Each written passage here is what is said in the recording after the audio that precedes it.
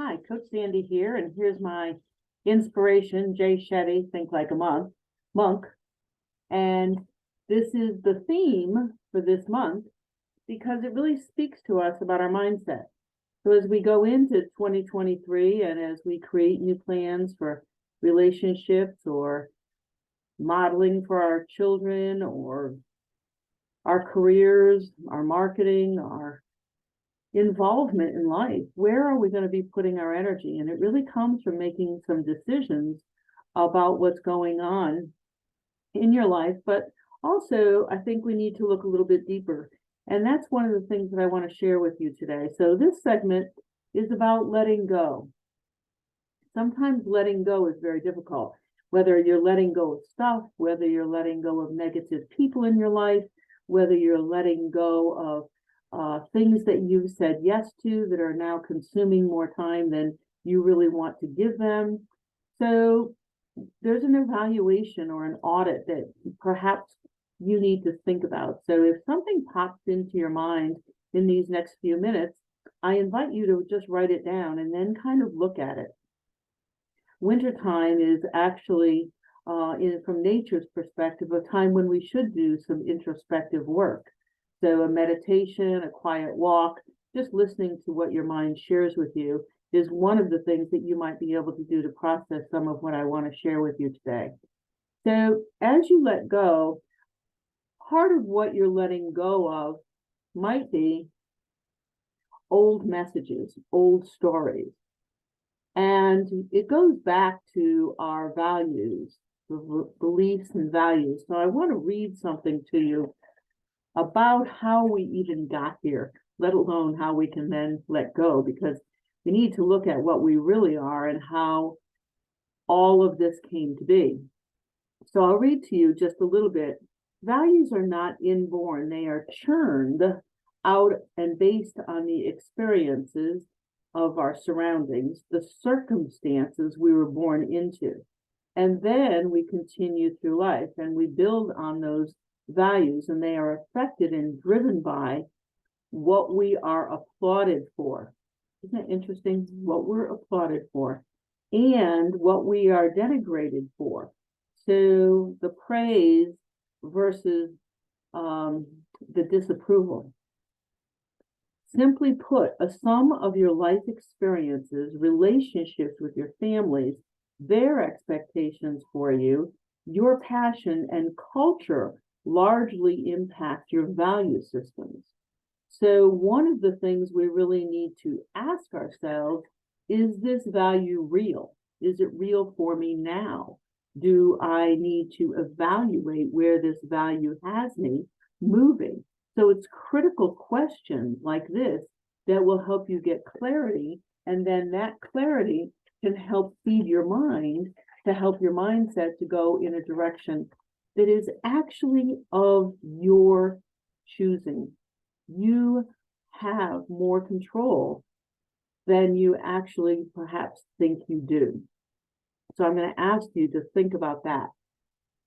And when we think about others, whether it's family, siblings, friends, co-workers, we are what we think others think of us. Now, if you're in the corporate world, the business world, if you've been through a lot of personality profiling, you know that they ask you questions about what you feel you are, and then they ask questions of what you think others see.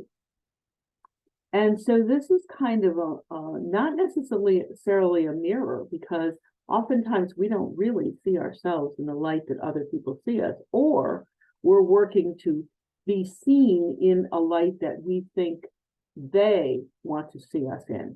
So many of us are people pleasers or conformists or going along.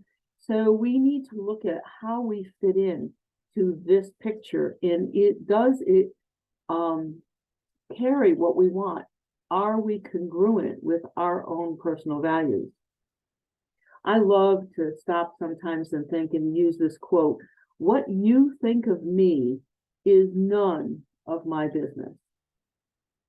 We've heard this said in other ways, like you can't make everyone happy. And yet we walk around kind of expecting that maybe we can.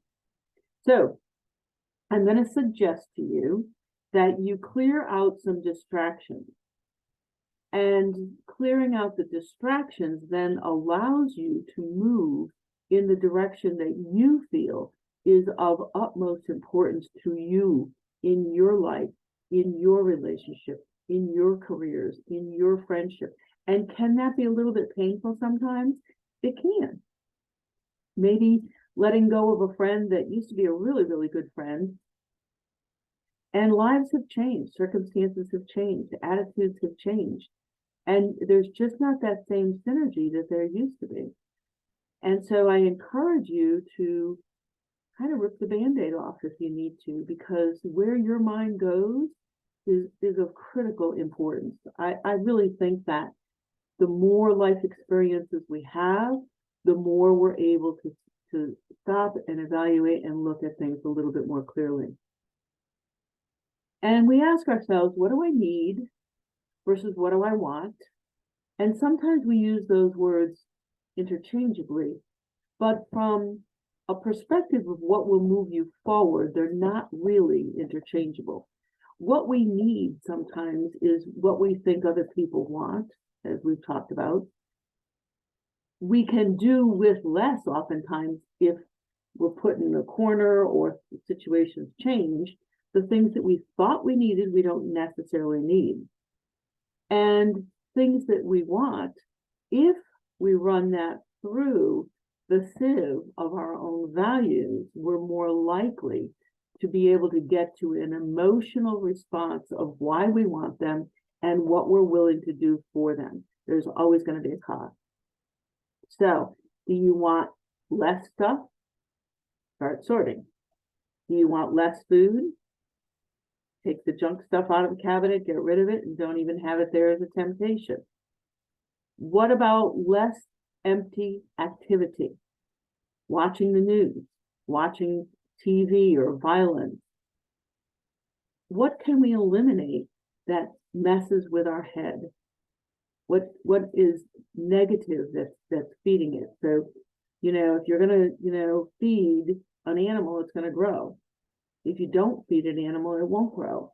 If you feed a plant with fertilizer, it will grow more robust. If it doesn't get water, it's not going to grow. So think of yourself as a very valuable individual. Think what you're feeding yourself, how you want to nurture yourself. And so I encourage you to kind of evaluate this. And as much as it's great to have thoughts put into your head, it's even more impactful to get into a discussion or a dialogue and kind of roll around in these thoughts. So I'm going to invite you to January 21st, it's a Saturday, at lunchtime. Bring a sandwich, bring a smoothie, bring a cup of coffee, and kind of dialogue with me and go back and forth, and let's test some of these things out. It is completely free. It's my way of giving my coaching experience out to you to help you as we go through and navigate the curves of life. So thank you. You can reach me at Coach Sandy at wellness/with/attitude.com. Wellnesswithattitude.com is my website, and you can always find me there and find additional information and support. Thanks again. This is Coach Sandy, hoping you